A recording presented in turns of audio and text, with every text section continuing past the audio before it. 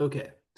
So now let's see, we have a cell with a water potential equal to 3 bars. So we have a pressure potential equal to 3 bars, and we have a solute potential equal to negative 4.5 bars. What's the resulting water potential? So this one's probably the easiest format of these kind of questions because here's the equation. We're given the pressure potential, we're given the solute potential. All we have to do is plug it in. And here is our answer. So 3 bars is our pressure, negative 4.5 bars is our solute potential. I plug that in and I get a water potential equal to negative 1.5 bars. How about this question? So a cell with a water potential of negative 1.5 bars is placed in a beaker with a solution of a water potential equal to negative 4 bars. Will the water flow into or out of the cell? Go ahead and pause the video, and I recommend that you draw a picture, a diagram to help you solve this question. All right, so here's my diagram that I drew. So I drew a cell in red, and um, I drew the water in the beaker in blue, and so you can see the water potential there shown as negative 4.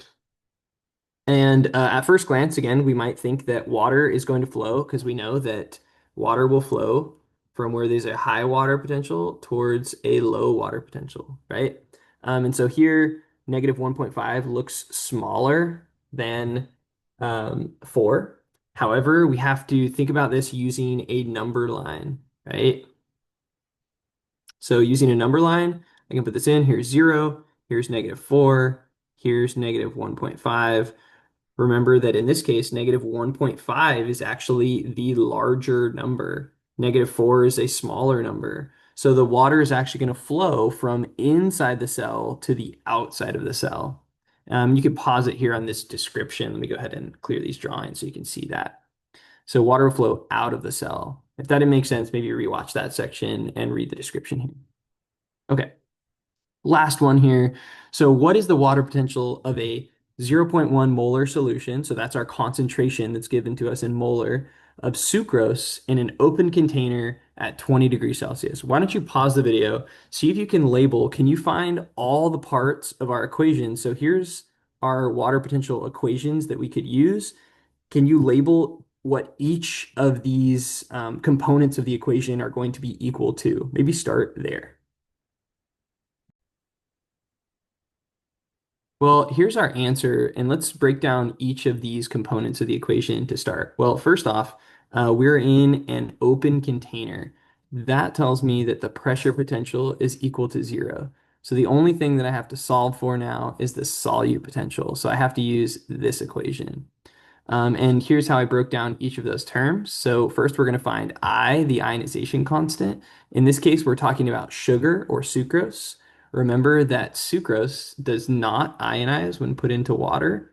It stays as one ion, one big sucrose molecule. So the ionization constant is equal to 1. We have our letter C, or the concentration, the molar concentration of our solution is given to us as zero point 0.1. So there it is. My pressure constant is going to be given to you on the equation sheet. So there it is, 0.0831. And then the temperature is given in Celsius. Remember, we have to first convert that to Kelvin. So I take 20, I add 273 to that number, and then I can plug that into my equation. So there's my solute potential. Remember, my pressure potential was equal to 0. I can ignore it. So therefore, my water potential is equal to negative 2.4 bars. Okay, hopefully that was helpful.